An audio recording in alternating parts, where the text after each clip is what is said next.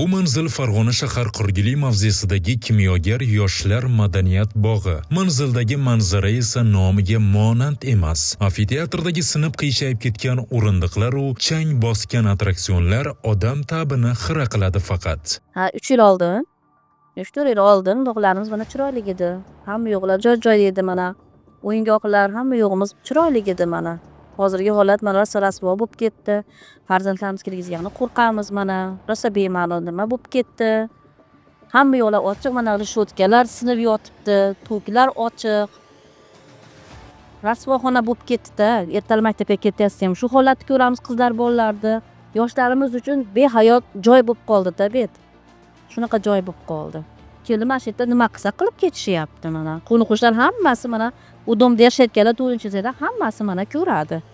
Masalan mana onam kunda ko'radi, o'zi baqilib haydaydi, yo'qal deydi. Madaniyat bog'i atrofida asosan ko'p qavatli uylar joylashgan. Tabiiyki, bu yerda bolalar ham ko'p. Murojaat egalarining xavotiri esa talabga javob bermaydigan attraksionlar u ochiq holatdagi elektr simlardan. O'yinqaroq farzandlarimiz hayotiga xavf solmasin manzildagi betartib manzara deydi hudud turg'unlari.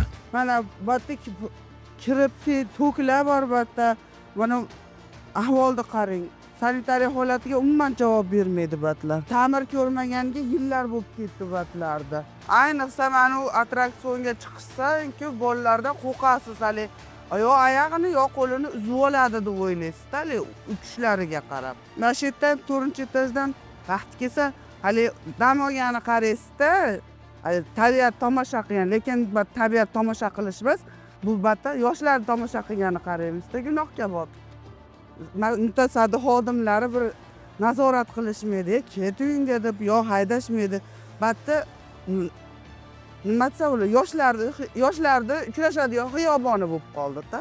Madaniyat bog'idagi yana bir xunuk holat. Bu yer ayrim yigit-qizlarning qo'shtirnoqdagi uchrashuv manziliga aylanib qolgan ekan. Mahalliy aholi guvohimiz ana shu kabi beo'xshov manzaralarga demoqda.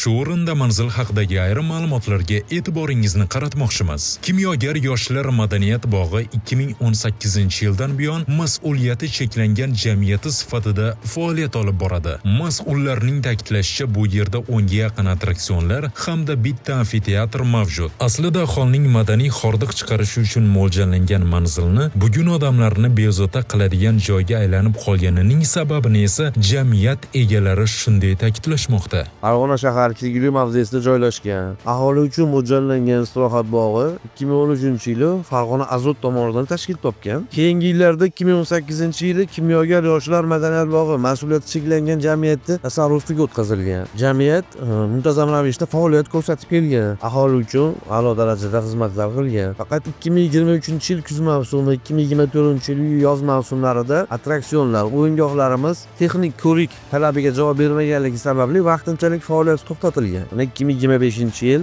yoz mavsumiga hozirgi kunda attraksionlarni qayta ta'mirlash, qayta jihozlash, amfiteatrlarni ta'mirlash, aholi uchun yanada keng sharoitlar yaratish harakatidamiz. Tez orada qayta faoliyatni boshlaymiz.